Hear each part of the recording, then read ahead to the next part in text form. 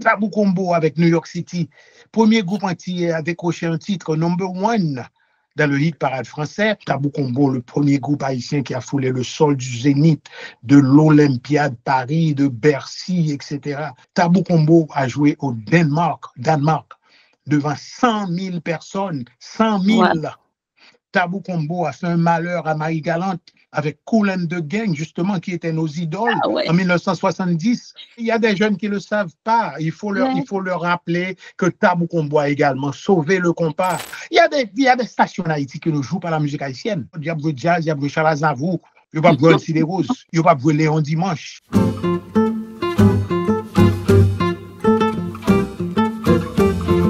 Bonsoir à tous et bienvenue à votre rendez-vous Les Années Folles. Comme je le dis tout le temps, Les Années Folles, c'est l'émission où on parle des artistes qui ont marqué leur temps, des groupes qui ont marqué leur temps, où on parle avec les artistes qui ont marqué leur temps, mais qui aussi continuent de marquer l'autre temps, le temps présent. Quand je dis le temps présent, c'est-à-dire on est là aujourd'hui en 2025 et je vais avoir l'honneur de discuter avec un très grand artiste, parmi les meilleurs, parce qu'il a fait partie de vrais superstars.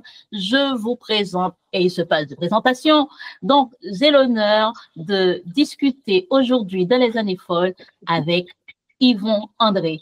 Alors, si pour vous je dis Yvon André, ça ne dit pas grand-chose, eh ben c'est que vous avez raté quelque chose. Ou bien, devrais-je dire Capi. Et bien voilà, je suis avec Yvon André, plutôt appelé Capi. Il a déjà expliqué pourquoi on l'appelle Capi, mais il peut vous réexpliquer encore, puisque quand on cherche dans Yvon, on ne trouve pas le diminutif de Capi. Il pourra nous expliquer tout ça. Mon introduction est longue, c'est parce que justement, comme c'est du poids lourd, il me faut en dire un peu plus. Est-ce que c'est vrai tout ça? Je ne pense pas, parce que Capi va tout nous dire. Capi du Tabou Combo. Premier bagaille, première chose. Bonjour, Capi. Bonjour, Tcheïta. Réel plaisir d'être avec toi aujourd'hui, finalement, après tant de... Les gens, ils ne savent pas pourquoi tu dis finalement. Hein? Après de hauts et de bas, problèmes techniques, etc. Donc, ça y est, tout a été résolu. Et voilà, nous sommes en live, si je peux dire, avec Haïti Inter. Donc, c'est un plaisir pour moi d'être avec toute l'équipe aujourd'hui. Merci, merci. Est-ce que je t'ai demandé comment ça va? Oui. Ça va très bien, ça va très bien. La santé est bonne, grâce à Dieu. On essaie de la maintenir en faisant du gym chaque jour, un peu de tennis, un peu de natation. Donc, ça va. Grâce à Dieu, ça va. Donc, on n'a pas affaire à juste à un musicien tout simplement, on a affaire à aussi un sportif. Well, avant d'être musicien, nous sommes un human being, un être humain. Et forcément, il faut maintenir la santé, il faut maintenir le corps. Et après la musique. Mais avant tout, on est humain, on est humble et on a les pieds sur terre. Voilà. Super. Bon, alors, on comprend bien Yvon André, donc Capi pour tout le monde, pour tous ceux qui vous aiment, tous vos fans, tous les fans du Tabou Combo. On comprend bien que si aujourd'hui tu es avec nous, c'est parce qu'on va parler du Tabou Combo, on va parler de toi, on va parler de ces musiciens qui nous ont laissé des membres du Tabou Combo, par exemple Hermano, dont tu pourras nous parler. C'est un exemple de celui qui nous a quitté le plus proche. On parlera aussi des autres, mais on parlera aussi et surtout des albums qui t'ont marqué toi, mais qui ont marqué le groupe en général. Parce que je suis sûre, quand vous vous asseyez des fois, vous dites « Ah, messieurs, cet album-là, on a bien fait, on a ceci, on a cela. » Donc, on va en parler de ça. Mais avant tout, Yvon, André, Capi, comment l'aventure Tabou Combo a commencé? L'aventure Tabou Combo a commencé en 1967-1968. Et au début, le groupe ne s'appelait pas Tabou Combo. Le groupe s'appelait Los Incognitos. Ça veut dire les inconnus. Donc, il a fallu une prestation à Télé Haïti en 1968. Et là, on a jugé nécessaire de modifier le nom du groupe et de l'appeler Tabou, à l'instar de Tabou Fleur, qui existait à Port-au-Prince, là où l'on vendait des fleurs. C'était une maison où l'on vendait des fleurs, Tabou Fleurs. Et en allant à Télé Haïti, et justement, on est passé près de Tabou Fleurs. Et l'idée est venue d'appeler le groupe Tabou. Et Combo, c'est une combination de groupes de 6 ou 7 musiciens. Combo, à l'instar de Ibo Combo. Voilà, Ibo Combo, c'est un groupe avec Tite Pascal, Lionel Voulel, André Romé, etc. Et qui étaient nos idoles. Donc, on a pensé à inclure Combo après Tabou. Donc, c'est devenu Tabou Combo. Donc, à partir de cette première prestation à Télé Haïti, où d'ailleurs, on a remporté le premier prix. Et donc, voilà, le groupe est devenu Tabou Combo. Et jusqu'à présent, après 57 ans, on est resté Tabou Combo. Mais il faut bien dire, il faut bien mentionner qu'au départ, au début, on ne pensait même pas que le groupe allait durer pendant toutes ces années. Voilà. Donc, c'était un groupe de jeunes qui a fait musique pour plaire aux jeunes filles, pour tuer le temps, pour passer le temps, etc. Et on n'était pas vraiment des professionnels. D'ailleurs, on apprenait la musique, on était jeunes, on avait 16-17 ans. Donc, par la suite, on est devenus professionnels. Et voilà, l'aventure continue toujours, après 57 ans. Alors, qu'est-ce qui a gêné dans le nom Les Inconnus? Pourquoi vous êtes dit que ce n'était pas trop le nom à garder, qu'il fallait le changer? Oui, tout de suite, ce n'était pas Les Inconnus, c'était un nom espagnol, latino. Oui. Los Incognitos. La traduction française, c'est Les Inconnus. Mais normalement, le groupe s'appelait Los Incognitos. Donc, c'était pas typique, c'était pas haïtien, c'était pas créole, c'était pas. Donc, ça faisait un groupe dominicain ou un groupe portoricain, latino, etc. Donc, on a jugé nécessaire d'éradiquer Los Incognitos et de l'appeler un nom plus haïtien, plus français, plus antillais, quoi. Ok. Dis-moi, Capi, est-ce que, alors parce que tu viens d'évoquer Tite Pascal, Ibo Combo, c'était vraiment vos références à l'époque? Ah oui, Ibo Combo, c'était. Il n'y en avait pas beaucoup à l'époque. Il y avait les Shelbert, Jacques Durozo, Paul Eugène, et il y avait Ibo Combo, les Schleu sont apparus en 1966. Donc, il n'y avait pas beaucoup de groupes. Il y avait les Covington, mais nos idoles, vraiment, c'était Ibo Combo parce qu'ils étaient très avancés en musique. Malgré leur jeune âge, ils étaient très avancés en musique. Et Tite Pascal, par exemple, qui était notre professeur, personnellement, j'ai passé 2 ans à apprendre à aller monter à Manhattan chez Tite pour acquérir des notions de musique, en théorie, etc. Donc voilà, Tite Pascal, c'était notre professeur. Oui, après, des années plus tard, bien sûr. Oui, d'accord. Alors, vous étiez des amis du quartier, vous fréquentiez déjà? La même école, même équipe de foot, lycée de Pétionville. On était tous au lycée de Pétionville. Alors, c'était qui tous? On y va. Si tu peux les même avant le lycée de Pétionville, dans les écoles primaires, chez les frères de l'instruction chrétienne. Donc, on se fréquentait dès l'âge de adolescent, quoi. On a grandi ensemble, pratiquement. D'accord. Oui. OK. Donc, une fois que vous êtes fréquentés, vous vous êtes dit, bon, on a des exemples, c'est une habitude de faire des groupes de quartier. Nous aussi, on va faire un groupe de quartier. Oui, exactement, ça s'est passé comme ça. Mais avant, vous aviez des notions de musique? Rien comme notion de musique. Albert jouait à la guitare et à l'accordéon avant de former Tabou Combo.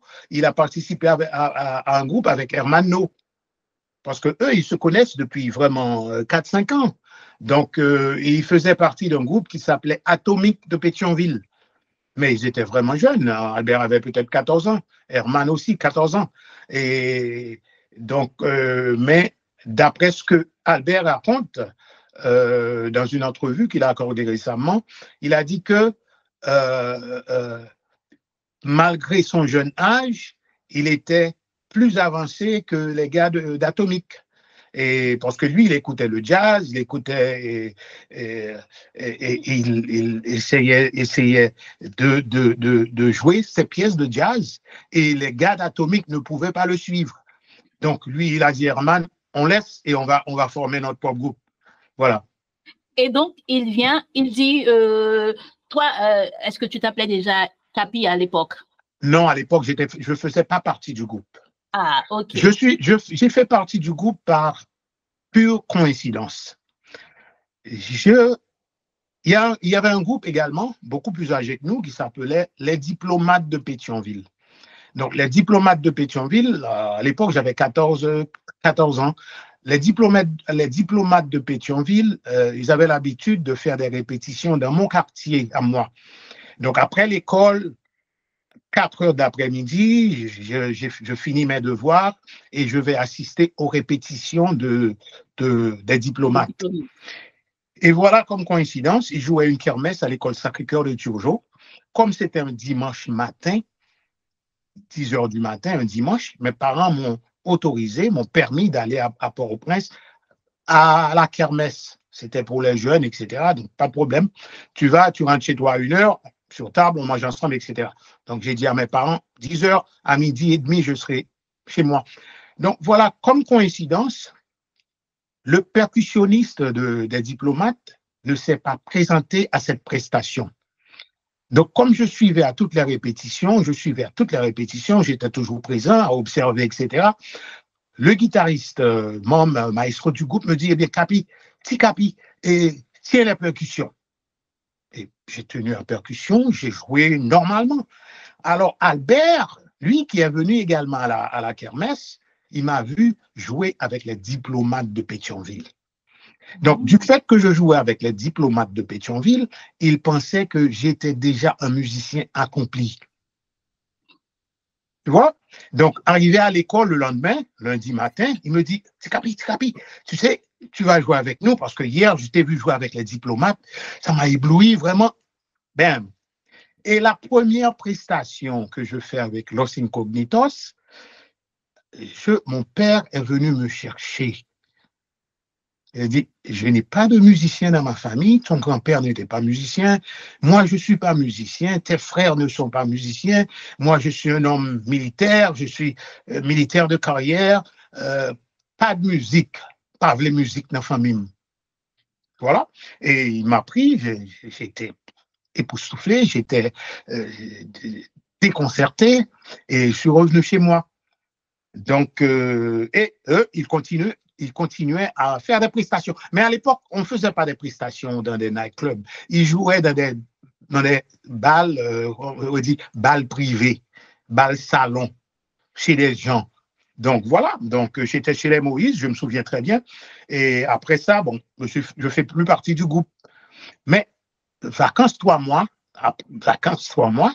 pendant les vacances de 3 mois, vacances de juillet, vacances d'été, Tabou Combo jouait à la patinoire de Kingscroft. Donc, Biden, donc, il était déjà devenu entre Los Incognitos, dont je ne fais plus partie, et 67-68 à Télé Haïti, le groupe a changé de nom. Et donc, Tabou Combo jouait à la patinoire de Kingscroft tous les dimanches pendant les vacances d'été. Donc, comme j'avais ma tante qui habitait à Kingscroft, donc j'ai dit à mes parents, je monte à Kingscroft passer le week-end avec ma tante.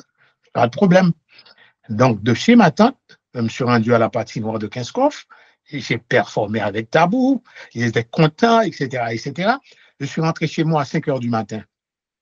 Et là encore, mon papa dit, ah, mais c'est trop. Et mon grand frère Sonny a intervenu en ma faveur. Il dit à mon père, oui, mais c'est pas grave, c'est vacances 3 mois, il a eu de très bonnes notes à l'école, il va faire passer pour, etc. Donc, mon père a cédé finalement. Et depuis lors, voilà. D'accord. Mais il y a un truc qui nous a échappé. J'imagine qu'il ne t'a pas suffi de... J'imagine, mais apparemment c'est ça. Il t'a pas suffi de regarder jouer le percussionniste pour devenir un percussionniste à ton tour. Sur quoi tu tapais avant? Dans ta tête? J'ai eu le privilège d'assister à une prestation de Neumont Jean-Baptiste à Cabane Choukoun. Encore, c'était un dimanche matin, fête de Saint-Pierre, patron de Pétionville. Saint-Pierre, c'est la grande fête, 30 juillet, 30 juin. Il y a kermesse, il y a des trucs partout. Donc, comme Neumont Jean-Baptiste jouait, je me suis installé près du percussionniste. Et j'ai attentivement, j'ai observé, j'ai pris note, etc. Et voilà. Donc, j'ai la musique dans mon ADN dès ma jeunesse. C'est ancré en moi-même. Donc, voilà, et je vois, je regarde, je prends note, etc. Et c'est venu instinctivement. Voilà. D'accord. Et mais en fait, c'est un peu extraordinaire. C'est vrai qu'il y a des artistes, quand on leur demande, mais en fait, est-ce que vous auriez pu être autre chose? Ou bien, comment êtes-vous venu à la musique? Il y a des gens qui disent, par exemple, Allemand de Quesnay disait, moi, faites avec musique, moi faites musicien. Oui. Et j'ai comme l'impression aussi, c'est ce que tu dis, tu es né musicien, Capi. Oui. Ça, j'ose le dire. Je suis né musicien et dès ma tendre enfance, j'avais la musique dans le sang. Je me souviens, j'avais 10 ans. J'avais 10 ans. Je suis allé passer les vacances d'été à Petit Gouave. Mon père était stationné à Petit Gouave comme étant militaire. Donc, 15 août exactement, c'est la fête de Petit Gouave. Et je me souviens, et j'ai vu jouer les Latinos, un groupe qui s'appelait les Latinos. Tu vas prendre des cours solfège et d'autres instruments, mais en fait, avant tout ça, je pense que vous avez l'occasion, le Tabou Combo va avoir l'occasion de performer jusqu'à enregistrer un premier album, n'est-ce pas? Ah oui, le premier album a été déjà enregistré en Haïti. En Haïti en 1969. En 1969. Avec Yapatia, Ghislaine Chéri, voilà. etc. Ouais. Alors, ce premier album, ça va nous permettre, enfin, de rentrer dans Tabou Combo en force. Parce qu'en fait, moi, j'ai quelques questions sur le premier album qui va être créé. Comment, déjà, avant de parler de l'ensemble du premier album, comment vous allez choisir les compositions? Comment vous allez composer? On sait que le leader, c'est Chancy. On est d'accord? Albert Chancy, oui. Voilà, c'est Chancy. Comment ça va se passer? Comment vous créez vos compositions? Qui fait quoi à cette époque pour ce premier album? À cette époque, toutes les chansons, tous les titres ont été composés par Albert Chancy. C'était lui le seul compositeur du groupe. Parce que lui, il jouait à la guitare, il jouait à l'accordéon, il avait un piano chez lui. Donc, il était beaucoup plus facile pour lui de s'asseoir sur son piano et de trouver les accords, etc. Et à partir des accords, on fait une mélodie. Donc, c'est lui qui avait cette possibilité de composer pour le groupe. Voilà. Donc, je peux dire que tous les titres de cet album ont été écrits par Albert Chancy. Une question piège. Mais non, c'est pas piège. Comment toi, qui était du groupe, comment peux-tu qualifier ce premier album? Parce qu'on sait que Tabou Combo, c'est un groupe compas, tout ça. Comment peut-on qualifier ce premier album? Parce que moi, je suis fascinée par ce premier album et il va y avoir d'autres questions sur ce premier album, mais quel est le style musical de ce premier album, Capi? Le style musical de ce premier album, je peux dire que c'était un petit peu bossa nova et compas à la manière de Ibo Combo.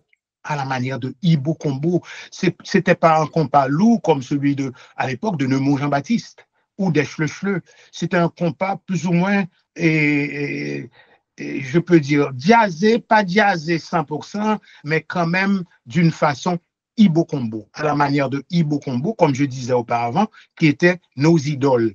Donc, il y a eu un mélange de bossa nova, et comme Carole, par exemple, si j'étais avec Carole, que je serais heureux. Ça, c'est du pur bossa nova, parce qu'à l'époque, c'était l'époque de Sergio Mendes. dont la musique était jouée dans toutes les stations de radio en Haïti. Sergio Mendes, qui était un fameux Brésilien, compositeur brésilien, et Stan Getz, etc., Gilberto Gil, et La Fille d'Ipanema, etc. Donc, c'était l'époque où on était influencé par ce genre de musique. Donc, vraiment, c'était un compas, mais pas un compas lourd comme maintenant, voilà. D'accord. C'est quoi un compas lourd? Compas lourd, eh bien, c'est ce qui est joué maintenant. Un compas vraiment lourd. Un truc lourd. costaud. Direct. Ouais. Alors, l'autre chose qui m'a marqué dans ce premier album, on sait que Tabou Combo va chanter « Allons, boléro, maman ». Alors, pourtant, c'est pas un boléro qui chantait, que vous chantiez quand vous chantiez « Allons, boléro, maman ». Oui, mais oui. Excuse-moi de t'interrompre. Oui. Et c'est à partir des paroles de la chanson. Une jeune demoiselle qui levait dans New York City, qui pas jamais gain occasion danser Carnegie Hall. Mais elle est arrivée à un concert de Tabou Combo et arrivée chez elle et dit ça, vraiment, c'est pas du boléro, ça c'est autre chose. Donc voilà, c'est à partir des paroles de la chanson qu'est venue. Ah non, boléro, maman. Voilà. Alors, la question sur le premier album, vraiment, vous aviez des boléros aussi. Vous parliez de ce morceau Bossa Nova, mais il y avait aussi des boléros sur ce premier album. De magnifiques boléros d'ailleurs. Je dois faire écouter tout ça à nos internautes auditeurs, de préférence auditeurs parce qu'on passe pas la musique des groupes. Si je t'avais Carole, que je serais heureux. Ah, ça, c'est vraiment un boléro, mais un boléro à la manière d'un style Bossa Nova, voilà. Tout à fait. Alors, mais moi, ce qui m'a marqué, et je pense que si quelqu'un va prendre ce premier album, je ne sais pas si ça, on va avoir envie d'entendre Tabou Combo dans ce registre-là, mais moi, en fait, il y a cet instrument qui faisait partie du groupe qui a disparu. Tu vas nous dire à quel moment cet instrument, je n'ai pas encore nommé l'instrument, à quel moment cet instrument a disparu et par quoi j'imagine bien par quoi vous allez le remplacer. Mais qu'avez-vous fait de Paul Gonel à l'accordéon? Parce que sur cet album, il y a l'accordéon. Paul Gonel, malheureusement, nous a quittés. Ouais. Nous a quittés, ouais. Et donc, l'accordéon qui a fait partie de... si tu veux en parler, tu peux. Si tu veux vous rendre un hommage à Paul Gonel, c'est à l'occasion, là, Capi, de nous parler de lui. Parce que moi, son accordéon m'a touché dans ce premier album. Ouais. Et quand il a marié son accordéon avec la guitare de... Qui déjà? Donc, c'était de Franz... Il était avec Franz Coulange. Franz Coulange, c'était le violon. Voilà. Oui, lui aussi, il nous a quittés. Oui. Parle-nous un petit peu de Paul Gonel, puisque si tu as l'occasion, vas-y, c'est maintenant. Oui. Et quand je dis il nous a quittés, également Coulange, je veux dire que les deux, ils sont décédés. Voilà. Non, oui, j'ai compris. Paul faisait partie des Corventon. Tu te souviens que j'ai mentionné les Corventon. Donc, quand les Corventon, quand ils ont plié bagages, et Paul Gonel et l'autre chanteur, Sergo Guerrier, ils sont venus nous joindre. Donc, Paul Gonel, comme accordéoniste,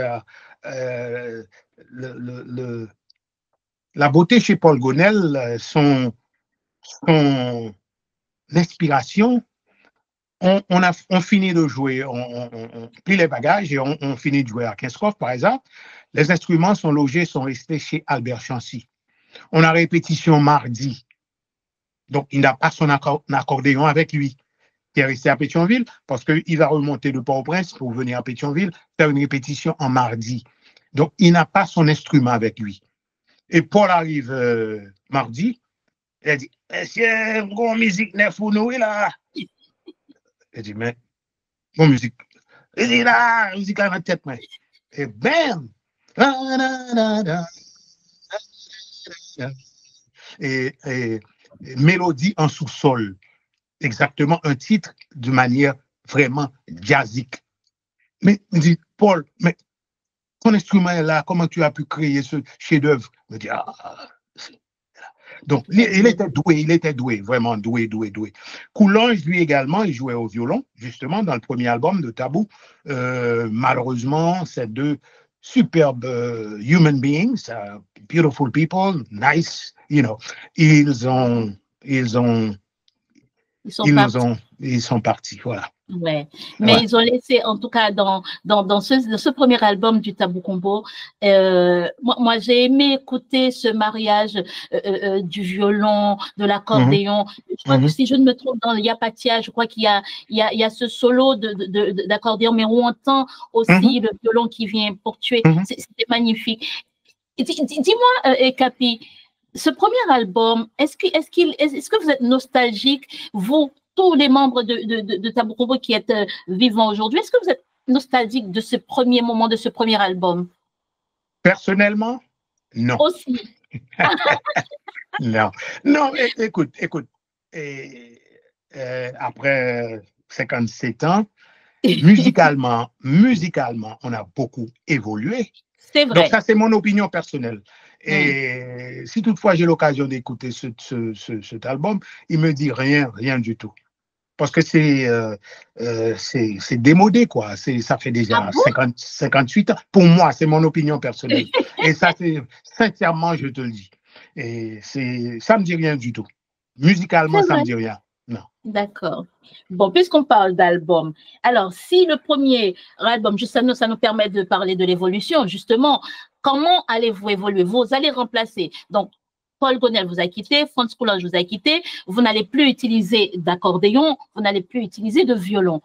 Quelle va être l'évolution? Comment le Tabou Combo va évoluer une fois ce premier album passé? OK.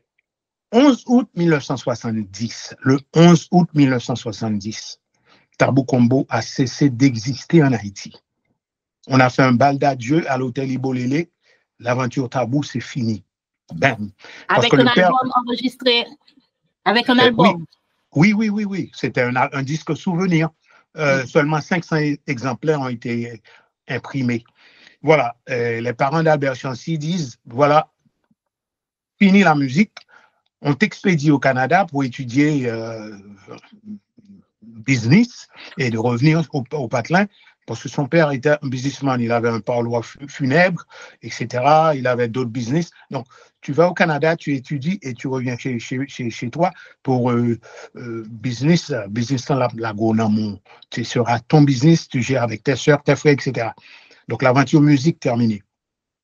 Mais Albert, exactement, lui également, qui avait la musique dans le sang, arrivé au Canada, après 2 ans d'école, d'université, il s'est procuré un orgue et a commencé à jouer dans des restaurants au Canada. Et il lui rapportait beaucoup d'argent. Il jouait 7 sur 7. Donc, retourné chez lui en Haïti. Voilà. Donc, comme je disais, Tabou Combo a cessé d'exister en 1970. Après Albert, le lendemain, Albert part pour le Canada, Herman et Jean-Claude, le lendemain, ils partent pour New York. Moi, je dis à mon père, je ne reste plus en Haïti. Je pars également. Mais à l'époque, c'était tellement facile. Mon père présente ses trucs, ses papiers, il avait une maison, il pouvait s'efforcer d'envoyer son fils passer des vacances aux États-Unis. Et voilà, et on a donné tous mes papiers, mon passeport a été fait, et même, délivré, visa, je pars. Donc Albert, Canada, Herman, Jean-Claude Jean, Sergo Guerrier, déjà à New York également. Moi, en septembre 70, je rejoins ces gars à New York. Et voilà, on dit, comme nous sommes là, pourquoi ne pas reprendre la balle, le flambeau, voilà. Et puis, on a rencontré Dadou Pasquette. Il y a quelqu'un qui nous dit, pas de problème, j'ai un remplaçant pour Albert Chancy. Il y a un jeune gars qui s'appelle Dadou Pasquette. Bam, Dadou est venu faire des répétitions, etc.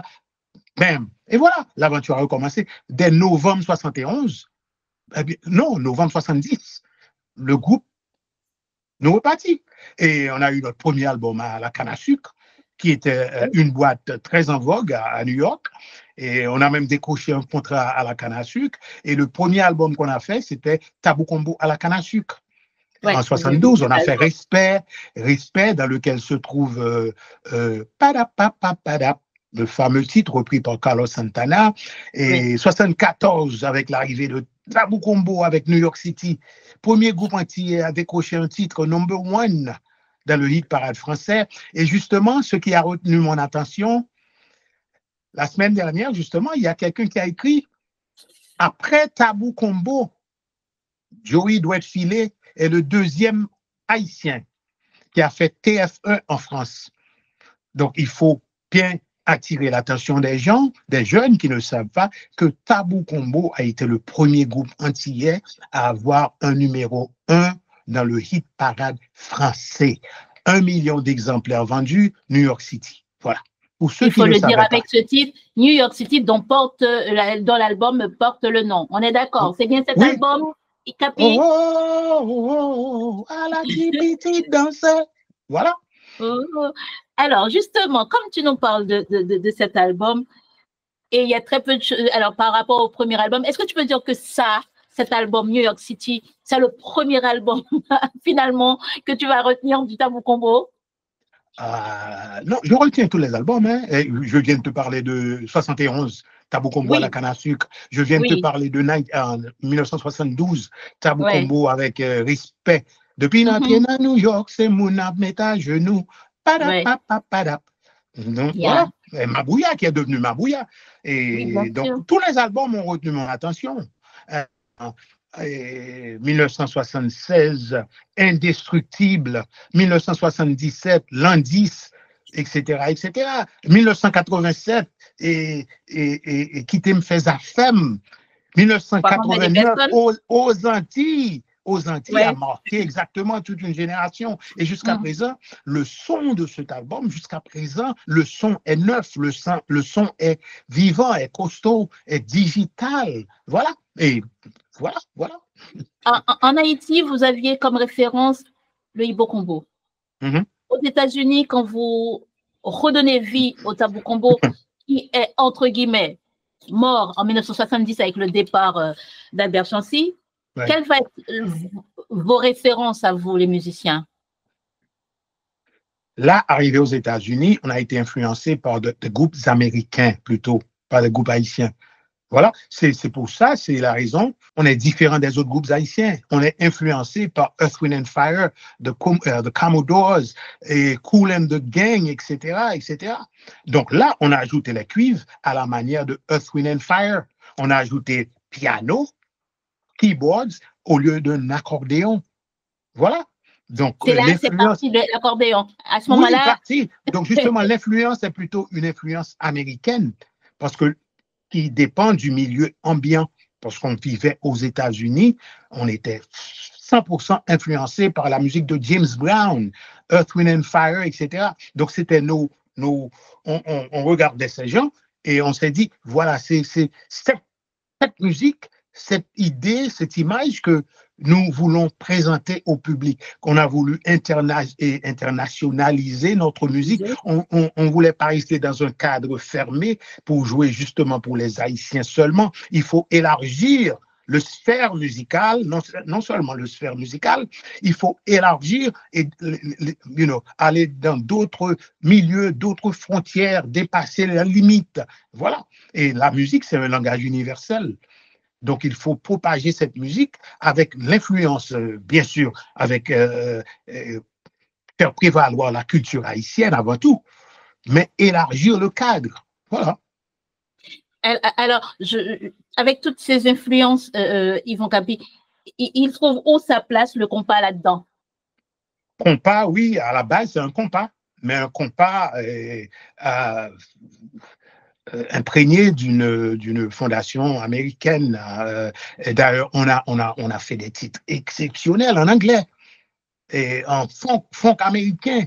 Et parce qu'on a voulu établir, bien que c'est un compas, mais il faut élargir, comme j'ai dit, il faut élargir le cadre. Il ne faut pas rester ankylosé dans un milieu fermé.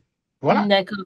Donc, pour toi aujourd'hui, tu peux comprendre qu'aujourd'hui, avec les jeunes d'aujourd'hui, les jeunes musiciens d'aujourd'hui, que le compas puisse aller vers autre chose, comme vous l'aviez fait en votre temps, vous, les musiciens du Tabou Combo? Bon, absolument. Parce que jouer seulement pour un public haïtien, et il faut élargir, il faut que le compas soit internationalisé. Et justement, avec le compas qui a été présenté devant l'UNESCO, là maintenant, le compas est nôtre, le compas est purement haïtien, comme la soupe joumou, comme la cassade, etc. C'est purement 100% haïtien. Avant que l'autre monde vienne dire c'est que tu découvres compas, c'est que comme il y a des gens qui disent que c'est eux qui ont inventé le style troubadour. Ils veulent prendre crédit pour un style qui est typiquement haïtien et que Fabrice Rougier dans Haitian Troubadour, Haïti Troubadour, a popularisé. Voilà. Et Kounyan, Gen Moun Kap Dossé, Troubadour, c'est pour yo, voilà. Donc, comme le compas, comme je disais, a été présenté à l'UNESCO, non pas moun qui osaient, ils n'oseront jamais dire que c'est eux qui ont inventé le compas. Voilà. Même s'il y en a qui ont récupéré des morceaux, en tout cas, je parle d'un morceau en particulier de mon Jean-Baptiste pour faire croire, en tout cas, je ne sais pas si ce chanteur, comment il s'appelle déjà? Juan Luis Guerra. Juan Luis Guerra qui aura... Non, mais écoute, Juan Luis Guerra a interprété Madame Papada Papa Papa Papada Papa Papa 1962. Cette composition a été écrite et enregistrée en 1962 par Neumou Jean-Baptiste. Même arrangement, trompette, même solo accordéon Richard Diozo te faire, note pour note. Et voilà que M. Juan Luis Guerra, mais 20 ans après, il enregistre ce titre et aucun crédit n'a été donné au compositeur qui était M. Neumou Jean-Baptiste, chanté par Louis Laes. Voilà. Et donc, comme personnellement, nous avions un avocat qui s'appelait Bill Krasilowski, un avocat américain, the best in the business. Attends. Attends. Oui. Voilà, si tu peux voir. Oui. Il a écrit, c'était 8e volume, This Business of Music, écrit par Bill Krasilowski, qui était le meilleur avocat en matière de musique, connaît toutes les lois, etc. Super. Il était notre avocat. Donc, j'ai appelé mon Jean-Baptiste, qui est médecin, docteur Yves Jean-Baptiste. Je lui dis, voilà, maintenant je suis chez mon avocat, M. Bill Krasilowski. Est-ce que tu veux faire un procès contre M. Juan Luis Guerra? OK? Et je suis chez l'avocat. Présentement, je suis chez l'avocat. Si tu veux continuer avec le cas, je te passe M. Krasilowski. Effectivement, il a eu un procès contre M. Juan Luis Guerra. Il a gagné le procès. Okay. À partir il a gagné le procès. Combien d'argent qu'il a eu, je ne sais pas, ce n'est pas mon problème. Moi, je me suis fait le devoir de l'accompagner dans ce procès parce que je pense qu'il n'était pas normal qu'on a exploité Haïtiens à tous les niveaux. On exploite nos frères Haïtiens à tous les niveaux. Même en musique. Tu prends une composition. Plus qu'une histoire d'argent, Capi, c'est plutôt le fait même de retrouver la paternité de ce morceau de Neumou Jean-Baptiste. Peu importe, même s'ils avaient payé $1 symbolique, l'essentiel n'était pas dans l'argent qui a été récupéré. Et c'est parce que j'allais te demander qu'est-ce qui a été fait. Merci pour la réponse avant même que je la pose. Et ça leur apprendra. et ce même truc nous est arrivé. Nous, Tabou Combo. Je suis à New York en 1983. Je passe devant un magasin de disques. À l'époque, il y avait des magasins de disques. Et j'entends parle, un titre à nous du Tabou Combo, enregistré en 1982. Et voilà qu'en 1983, je passe devant un magasin de disques et j'écoute « Te olvidé, te olvidé, te olvidé ». Nous, on dit « parlez, parlez ». Lui, il dit « te olvidé, te olvidé ». Le même titre, même arrangement, etc. Traduit en espagnol, avec les paroles espagnoles, « te olvidé, te olvidé ». Eh bien, j'entre plutôt dans le magasin, j'achète le disque et lundi matin de très tôt, je prends mon petit train de New York, de Queens, où j'habitais, à New York. Je monte à New York City, à Manhattan, chez mon avocat. C'est le même avocat. Je dis, voilà, notre titre enregistré en 1982. Voilà maintenant, monsieur, comment il s'appelait, un Dominicain. 1983, il prend le même titre, change les paroles, avec le même arrangement, etc. Et voilà, il dit que le titre est à lui. C'est son titre à lui. Pas de crédit pour Forfait Thibault, justement, qui a écrit ce titre. Donc, c'est pas normal. Donc, même scénario, M. Kassilovski a appelé le directeur du label. Oui. Parce qu'il y avait les numéros en bas qui étaient basés à Miami. Il dit voilà, M. Rodriguez, j'ai mon client, ils vont André le Tabou Combo. Voilà. Dès qu'il entend que c'est M. Krasilowski qui l'appelle, panique générale. Non, M. Krasilowski, c'est pas la peine d'aller au tribunal, on va s'arranger. Effectivement, tout a été arrangé. Donc, il pense que nous autres Haïtiens, nous sommes. Par contre, Bruxelles, au prénom. Depuis sont Haïtiens, ils vont les musicaux. Ouais. Hein? Peut-être qu'ils pensent qu'on vit dans un autre monde où les informations ne nous arrivent pas et puis on ne saura pas nous défendre. Oui, c'est haïtien. On a volé les musicaux. Mais même scénario, il y a un Colombien. Même là, il prend musique coupé cloué, septentrionale, etc. Magnum Band, DP Express, Scorpio. Ouais. Et il s'est taillé une fortune avec la musique de ces deux haïtiennes. Wow. Et aucun procès légal a été. Il est mort, il a une fortune évaluée à près de 100 millions de dollars. À partir de la musique haïtienne, plus. En même temps, Capi, il n'y a jamais. En Haïti, en fait, je dis ça, il y a eu des maisons d'enregistrement, des producteurs, des labels, des trucs, mais on a l'impression qu'il n'y a jamais eu vraiment une organisation permettant aux artistes de se protéger. Et pour un pays aussi, prolifique en matière musicale, c'est vrai qu'on aime bien faire de la musique, mais on aurait dû aussi apprendre à prendre le temps, je dis apprendre à prendre le temps pour défendre ses intérêts et avoir l'oreille partout. Mais on a l'impression que c'est ce qui continue. Bon, aujourd'hui, les gens se sont arrangés autrement, mais c'est-à-dire, OK, on compose, on produit, ça doit aller loin, et puis le reste, on s'en fout. Mais c'était ça un peu avant, n'est-ce pas? Eh bien, c'est parce que chez nous, on ne reconnaît pas la musique comme un métier. Ah, c'est son musicien. On ne donne pas assez d'importance à être un musicien en Haïti, c'est rien du tout.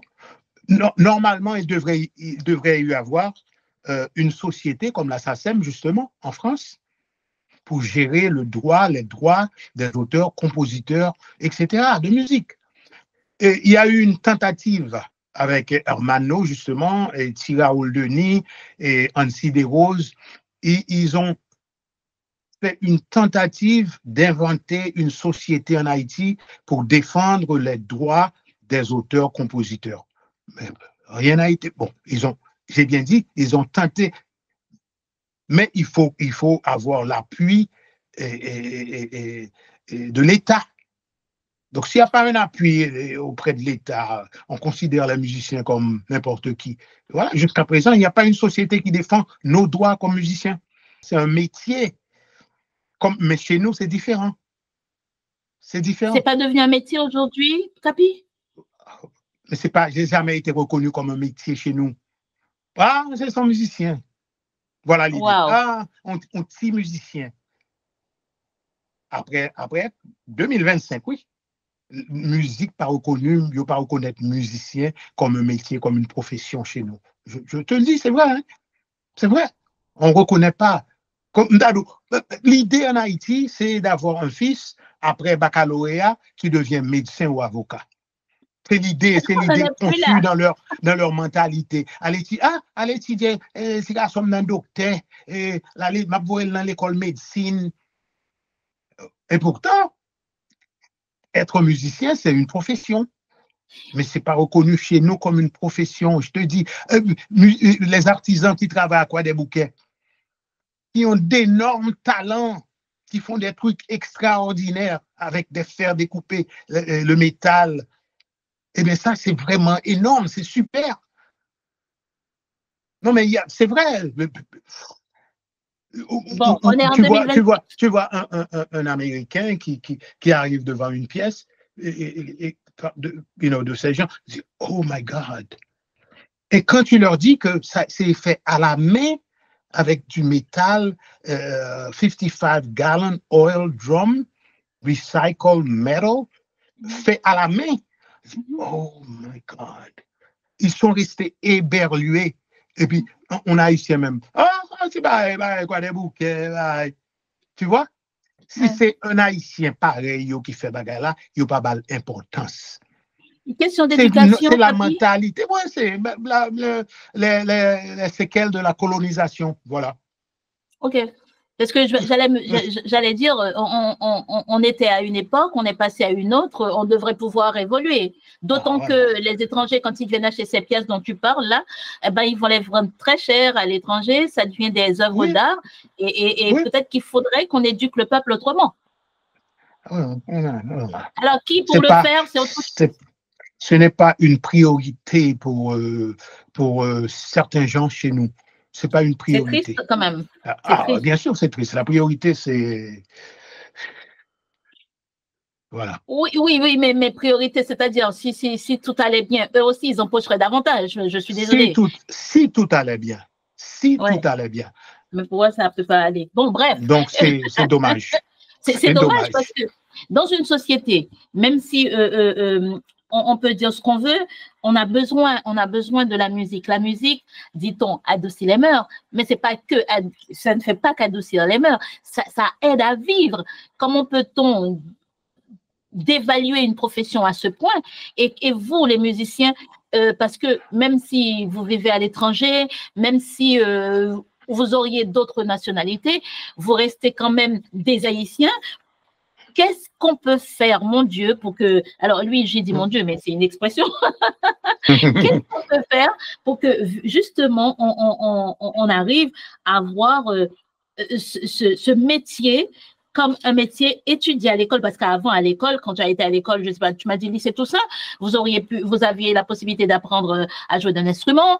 Et aujourd'hui, c'est décrié comme si c'était rien d'être un musicien. Bon, bref, je ne sais pas ce qu'on va faire, Tapi, mais moi, je voudrais savoir, avant que tu nous parles de ton projet à 3, parce que ton évolution a permis que tu vas...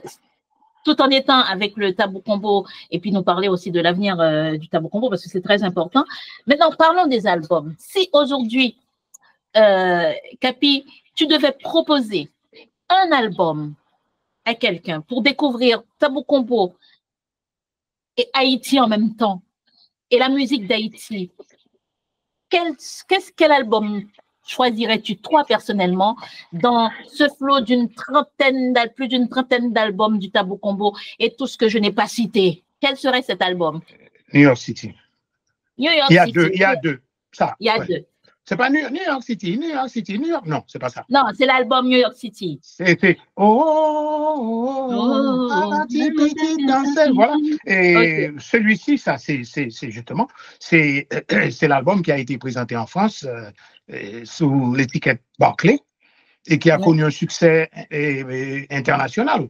Et avec le titre New York City, devenu numéro 1 dans le hit parade français. Et il faut, aux Antilles, comme référence, je dirais, aux Antilles, référence enregistré en Martinique en 1997, l'album référence. Tabou Combo live au Zénith, 30e anniversaire. Ah ben, c'est le plus grand succès. Ça, c'est vraiment comme album live, je dirais que c'est l'un des meilleurs albums live des groupes haïtiens. qui vraiment, c'est pas par snobisme, c'est pas parce que je suis membre de Tabou Combo, mais je dirais que 30e anniversaire au Zénith. Parlant de 30e anniversaire au Zénith, un concert a été prévu. Un concert a été prévu. Les billets ont été enlevés tellement vite, rapide, sold out. On a proposé un second concert, également sold out. Et on a enregistré le titre, le 30e anniversaire live au Zénith. Et bien ça, vraiment, jusqu'à présent, quand j'écoute oh my God. C'est même plus une question d'album. Wow, c'est une œuvre d'art. C'est super.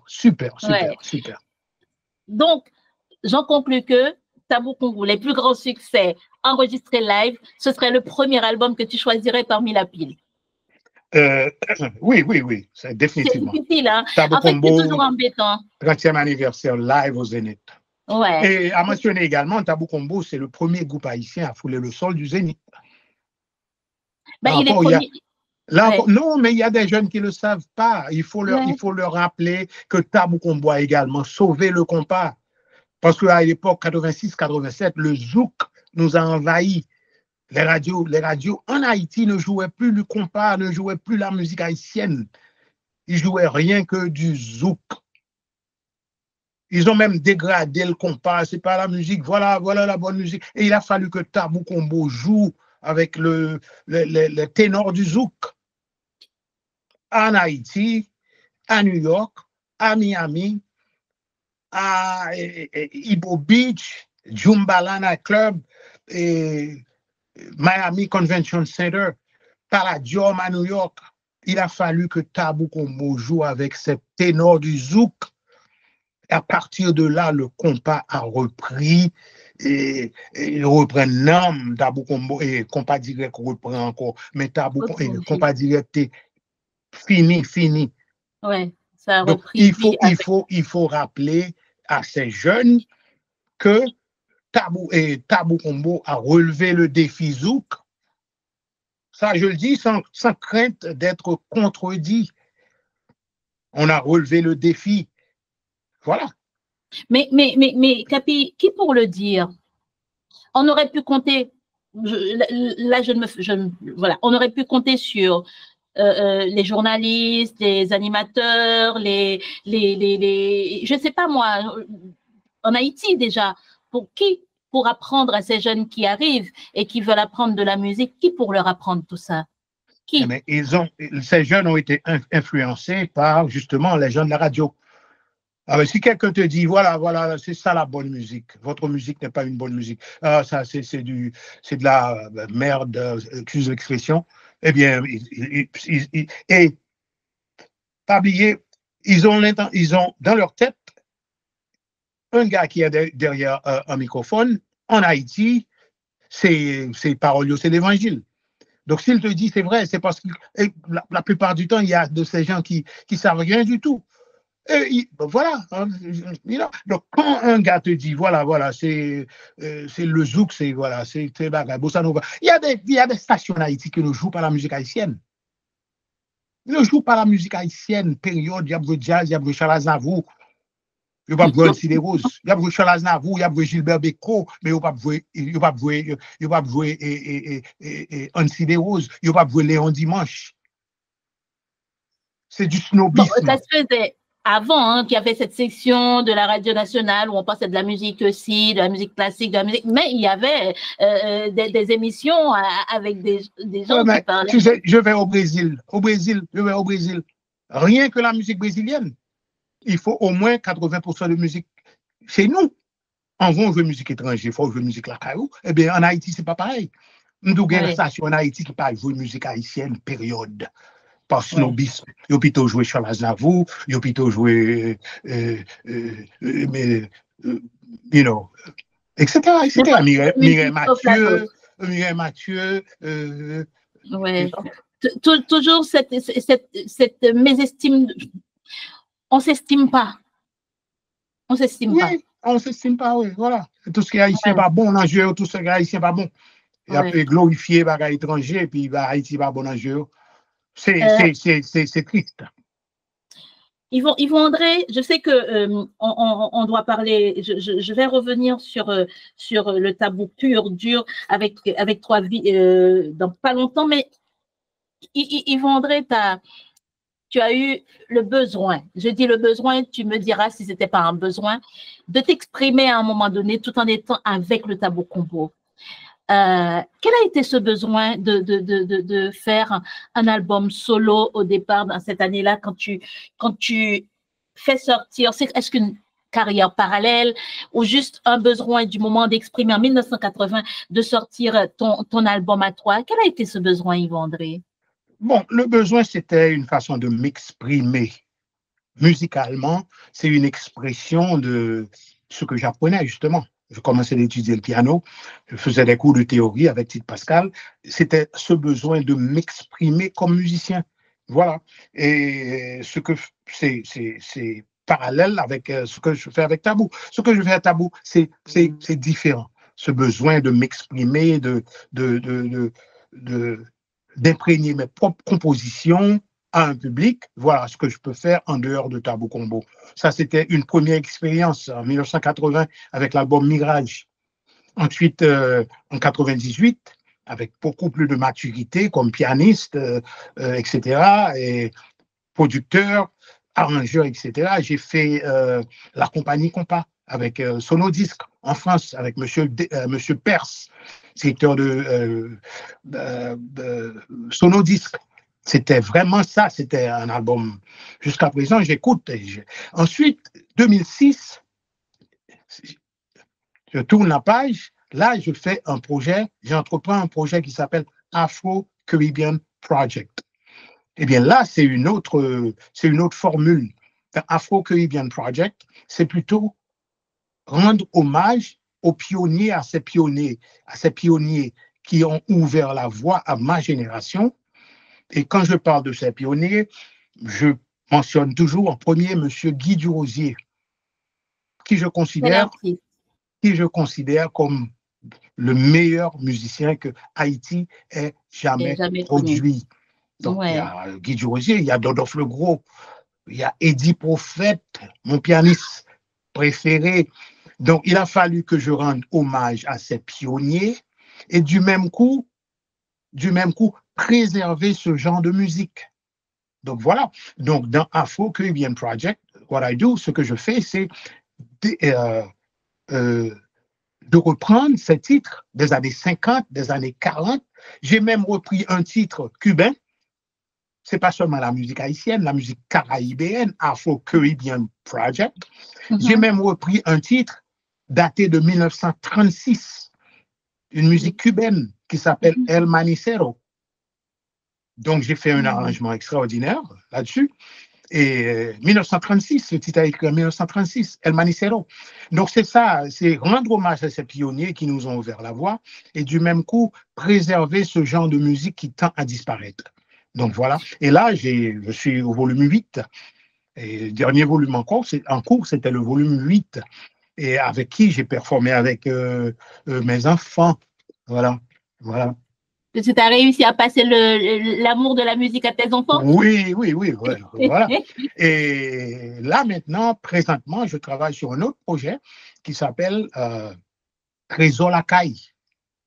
Avant de passer à Raison Lacaille, pour réaliser le projet Afro-Caribbean Project, il y a tes enfants sur cet album, je ne sais pas si c'est le dernier ou l'avant-dernier. Comment tu t'organises? Est-ce que tu fais appel à d'autres musiciens? Est-ce que tu trouves le soutien d'autres musiciens? Comment ça se passe? Absolument, absolument. Ce que je fais, je suis dans mon petit studio chez moi, je fais la programmation, je fais tous mes pianos, mes accords, etc. Et j'appelle un bassiste, voilà. Déner Seyid, justement, a participé dans plusieurs de ses albums. Oui. Et Déner, c'est un musicien extraordinaire. Qui a fait partie du Tabou, non? Oui, justement, c'est moi qui l'ai introduit dans Tabou. Parce qu'avant, je le connaissais à Miami, il jouait dans mes albums solo. Et oui, c'est un amalgame de musiciens à qui je fais appel et dont je J'adore leur touche musicale, et le dernier coup, justement, il y a des musiciens en Haïti qui ont participé. Donc, comme normalement maintenant, c'est plus facile d'envoyer les fichiers n'importe où dans le monde. Donc, j'appelle Gérald Kebro, par exemple, je lui envoie les fichiers dans le dernier. Gérald joue la basse et John Burn Thomas, un jeune Haïtien, fameux drum, eh ben, il a joué en Haïti. Donc, il y a des gars qui ont joué en France. Donc, comme c'est maintenant, avec l'évolution, avec la technologie, c'est plus facile. Donc, voilà, ça se passe comme ça. Donc, ça manque pas un petit peu malgré tout d'être réunis tous ensemble pour travailler, même si l'évolution a permis qu'on travaille à distance aussi? Non, mais quand on fait un disque solo, bon, personnellement, c'est mon opinion, quand je fais un disque solo, je vois tout dans ma tête. Donc, c'est moi I'm the producer. C'est moi qui produis les titres. Donc, même la basse, je programme la basse chez moi dans mon keyboard. Donc, bien sûr, le bassiste, lui, il met des touches personnelles. Mais l'idée de la basse, par exemple, l'idée de la guitare, tu la conçois, tu la vois. Exactement. Le concept, c'est moi qui, au départ, tout le concept vient de moi. Donc, c'est bien sûr le musicien, lui qui joue live, c'est lui de mettre sa touche personnelle. Mais le concept, en général, le concept, tout vient de moi. OK. Donc, il peut rajouter une petite note, un petit... Exactement, son swing, etc. Oui. D'accord. Et le projet actuel? Le projet actuel, ce n'est pas un CD. Comme tu sais, les CD ne se vendent plus. Maintenant, c'est streaming, c'est trop compliqué pour moi. Là, maintenant, ce qui me tient à cœur, c'est un projet qui s'appelle Trésor Lacaille. Eh bien, Trésor Lacaille, ce n'est pas un CD, c'est plutôt un mini-documentaire, un short film, comme on dit en anglais, un mini-documentaire sur la culture haïtienne.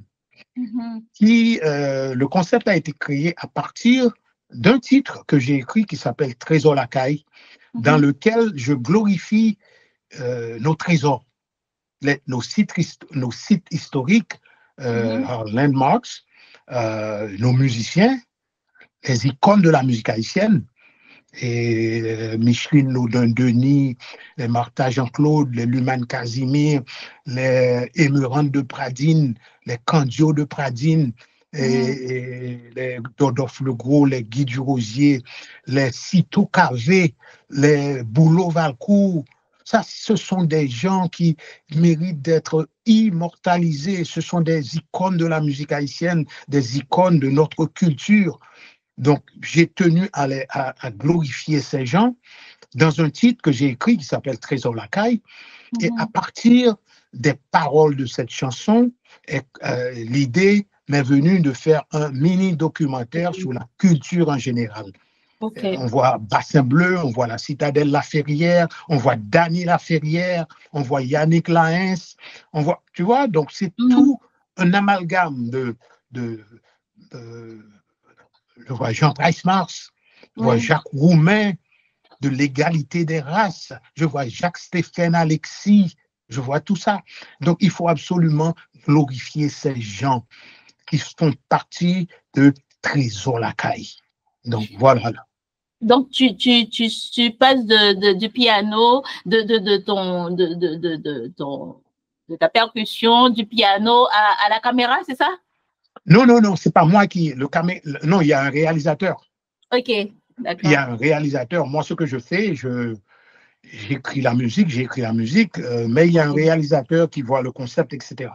Je ne suis pas derrière les caméras. D'accord. Bon, on te souhaite bon succès dans ce nouveau travail et puis on attend le résultat. Merci. Et je compte faire une grande première en France, justement. Ah bon, on t'attend? Il est question que je fasse une grande première en France. On t'attend. Yvon Capi, si il y a plein de groupes qui représentent Haïti un peu partout dans le monde. Il y a plein de musiciens. En fait, je pense qu'on n'a que ça dans notre culture, dans notre façon d'être. Plein de gens avec leur talent, leur inspiration, tout ce qu'ils sont. Ils sont ce qu'ils sont pour Haïti, qui amènent Haïti partout dans le monde. Et parmi lesquels Tabou Combo. Tabou Combo a été créé en 1967-68, tu nous as dit. Aujourd'hui, on est en 2025. Tu es en forme, en pleine forme, tu es un jeune homme debout, en fait, très sportif. Mais en même temps, il y en a qui sont partis parce que la maladie, parce que plein de raisons. Et puis, il y en a, je peux citer Choubou, si tu le permets, qui ne se porte pas forcément très bien. C'est-à-dire, ce monument, comme les monuments qu'on a en Haïti, le septentrional, le Tropicana, comme des orchestres monuments, le Magnum Band, on a le Tabou Combo, un monument dans l'histoire de la musique, de la culture haïtienne.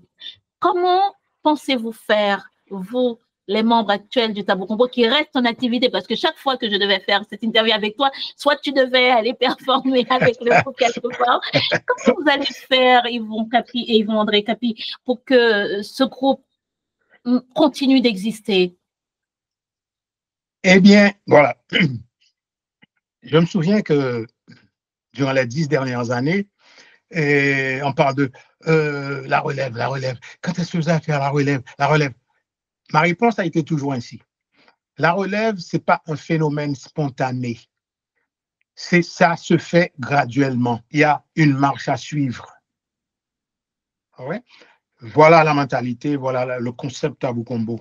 Voilà. Donc, ce n'est pas un phénomène spontané. Tabou Combo, c'est une institution, c'est une école. Donc, voilà, je leur disais toujours, ce n'est pas un phénomène spontané. Remplacer Choubou, ce n'est pas facile.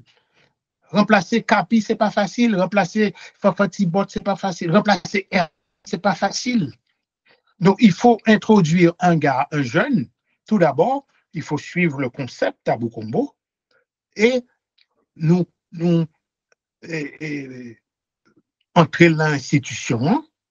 Il est introduit dans l'institution, dans l'université Tabou Combo. Il voit comment ça se passe, les choses, au niveau business et au niveau performance.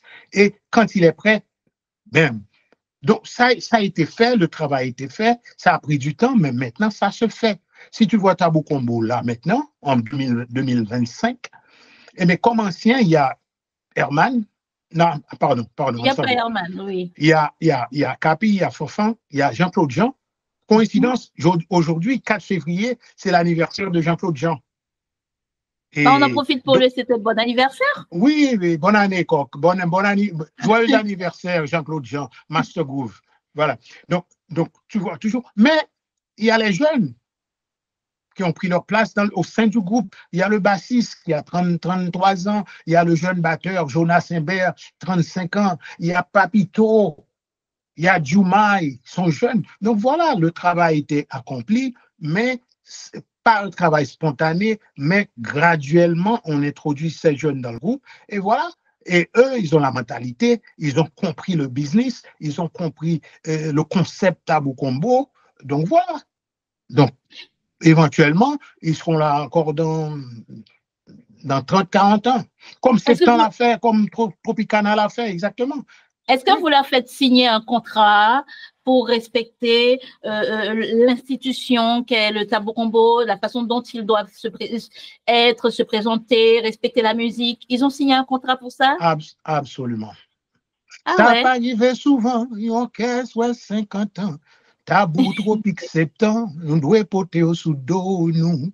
Que où elle est, boulevard, coup, soirée, les sitôt cavé. C'est trésor la caille, oui, c'est trésor la caille. Donc, j'ai mentionné septembre et tropique également dans ce titre.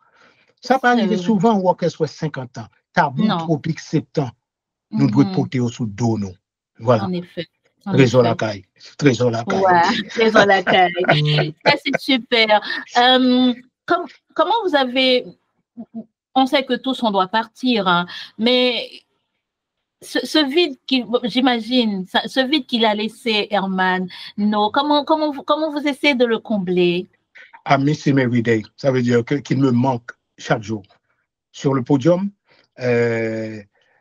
sa façon d'agir, son sens de responsabilité, son sens de discipline, son sens de créer des trucs au sein du podium même, et des décors, etc., habillements. Et ouais, il me manque énormément. Ouais. Ouais. Parce que c'est quelqu'un avec qui il y a eu cette connexion entre nous deux. Voilà. Ouais. Donc, ouais, là, il te manque une partie de toi. Absolument. Ouais. Et comment va Choubou? Choubou va mieux. Comme tu sais, Choubou a passé le bâton. En 2023, on a eu une tournée mondiale. Et donc, il a présenté les jeunes chanteurs. Choubou, il a pris sa retraite officiellement. Ouais. Il a pris sa retraite. Il a passé le bâton aux jeunes chanteurs, Diomaye et Papito. Voilà. Ouais. Et voilà, très bien.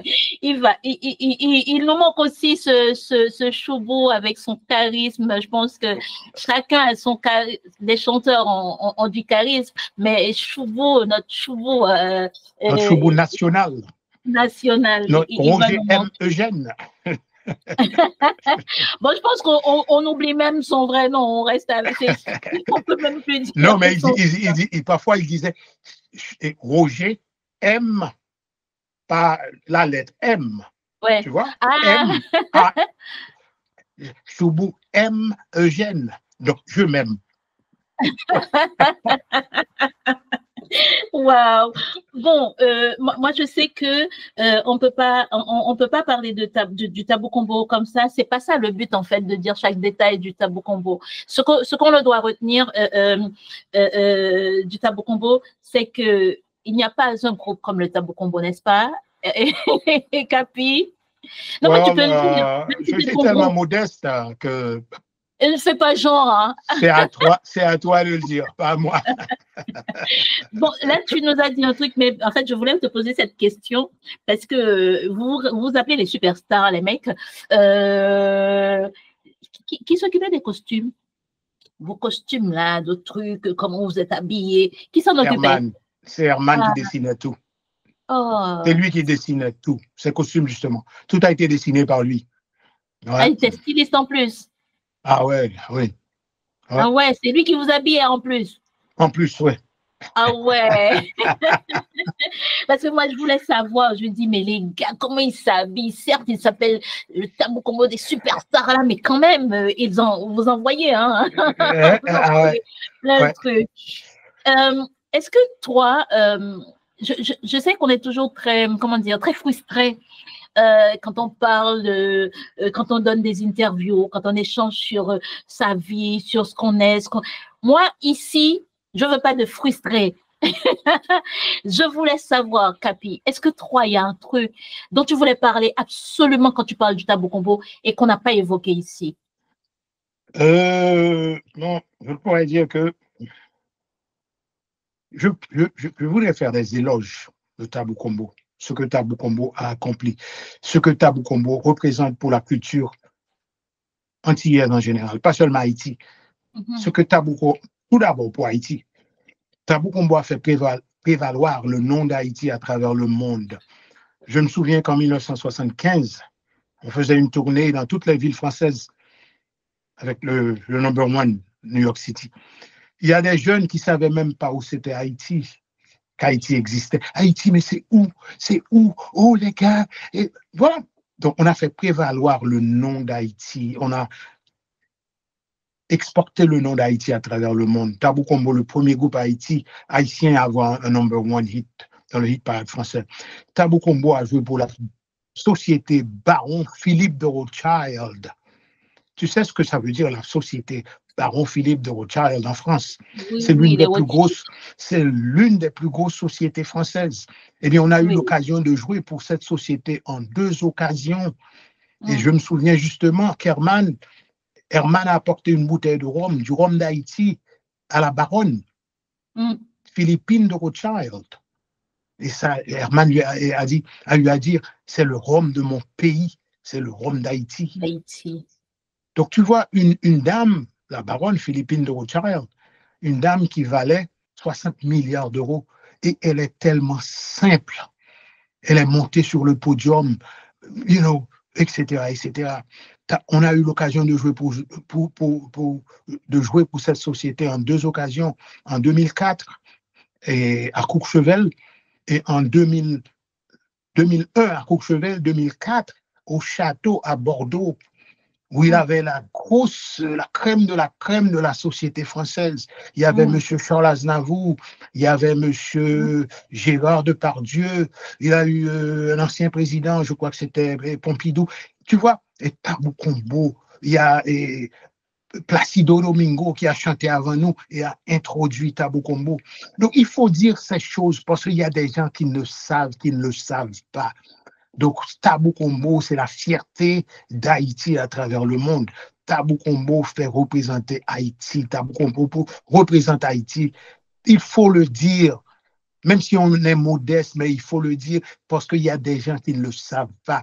Tabou Combo, l'année dernière, une prestation au Bénin, où on a été reçu en audience privée par le président béninois, qui nous a offert la nationalité béninoise, si on veut, parce que Bénin et Haïti, nous Haïtiens, nous sommes du Bénin. Donc voilà, donc toutes ces choses, il faut le dire quand il y a des gens qui ne le savent pas. Ils ne le savent pas. Tabou Combo, le premier groupe haïtien qui a foulé le sol du Zénith, de l'Olympiade Paris, de Bercy, etc. Il faut le dire quand il y a des gens qui ne le savent pas. Tabou Combo a joué au Danemark, devant 100 000 personnes. 100 000. Ouais. Tabou Combo a fait un malheur à Marie-Galante avec Kool and the Gang, justement, qui étaient nos idoles en 1970. Eh bien, Tabou Combo a fait un malheur avec l'erreur que le producteur a commise. Il a fait jouer Kool and the Gang en dernier. Tabou Combo, justement, jouait avant Kool and the Gang. Eh bien, Tabou Combo fin jouer, puis la majorité des gens sont partis. Marie-Galante en Guadeloupe. Tabou Combo bouleversé Marie-Galante. Bouleversé, Diffé dans Chihuahua. Dans Chihuahua, Diffé. Ouais. Donc, on a voyagé avec eux. De Miami, on a pris le même avion. Eh bien, là, un petit groupe Haïti, on pense que c'est mamie, nous allons le frapper, on va bye. Le lendemain, au départ, avec il est, nous finissons avec eux. Oh, guys, you are. Oh my God. Amazing. Je dis, mais mon musique,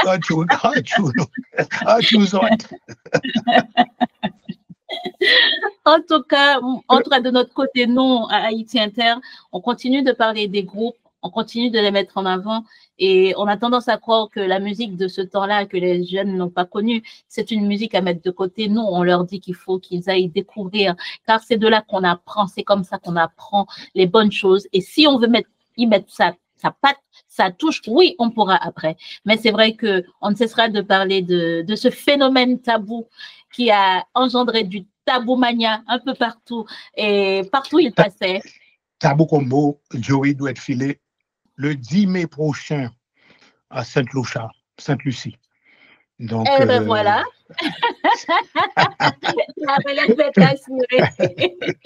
Toute bagaille en forme. Oui. Toute bagaille en forme. Parce que lui, là, maintenant, c'est la sensation du jour. Bah oui, hein. Ce jeune. Eh bah oui, hein. Ouais. Un truc que j'ai oublié de mentionner. Tabou Combo à Panama. Tabou Combo a été reconnu. Tabou Combo a le titre officiel en Panama comme The Official Panamanian Band. Ça veut dire officiellement, voilà. Ils nous reconnaissent comme un groupe panaméen. Parce que Tabou Combo a changé toute l'histoire de la musique à Panama. Et il n'y a pas qu'à vivre sans Tabou Combo. Ben dis donc, on s'en étonne pas, hein, parce que c'est du très lourd, ça on le sait. C'est pour ça qu'on va continuer de parler de ce groupe. En tout cas, tant que nous aurons la possibilité de le faire, nous parlerons de tous ces musiciens qui continuent de marquer la vie musicale haïtienne, la vie culturelle haïtienne. Haïtienne, Trésor la caille.